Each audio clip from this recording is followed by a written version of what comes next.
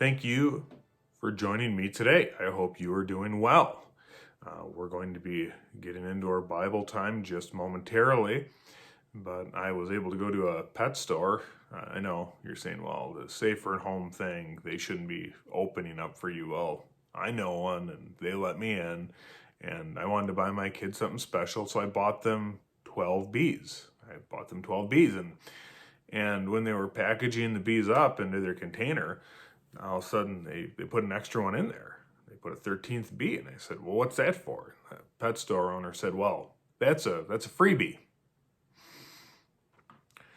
Let me get a drink of coffee. I got my Mr. Rogers mug.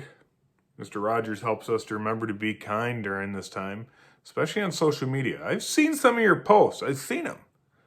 Be nice.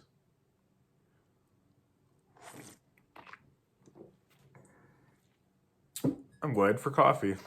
Anyway, be nice. That's a good thing.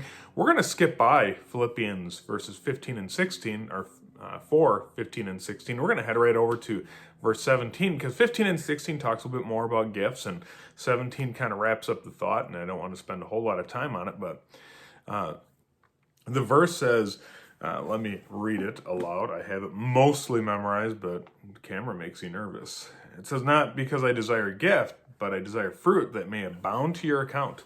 And so the idea there is that Paul, he's the guy that is their spiritual mentor. He's the one that was over the top, helping them out. He's the one that's at the pinnacle. And you know, it's hard for people who are in charge to get gifts. It's hard for them because they're supposed to be the leader. They're supposed to be the ones in charge. And I even think as a kid how excited I was to get gifts. Christmas morning was so much fun.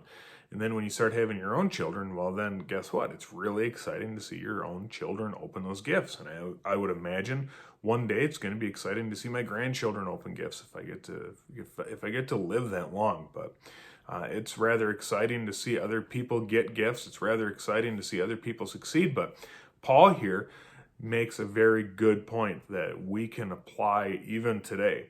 He said that he didn't desire a gift. He wasn't looking for something for himself. What was he looking for? He was looking for fruit that would abound to their account. The idea of fruit abounding to their account, well, what does that mean? The word account there does not mean like a bank account or a ledger or anything like that. The account here has to deal more with a story. So in other words, they'd actually have a story to tell. So when you are able to give gifts, especially let's say in a church setting, the thought there is that you actually have a gift to share, or you have a story to share. It gives you a testimony. And it's so important that you participate in that. And the other part of it is, let someone give you a gift. There are times when maybe you didn't need something, or maybe it's not just so, or it's just not perfect. Be gracious enough to accept the gift and be thankful for it. You're going to allow someone else to have a story to share. So those are the two thoughts I had for today in our devotional time. I was just curious, so does Sean Connery, does he like herbs? Yes, partially. The impersonation was free. I hope you enjoyed it. Hope you have a great day. Praying for you. Love you guys.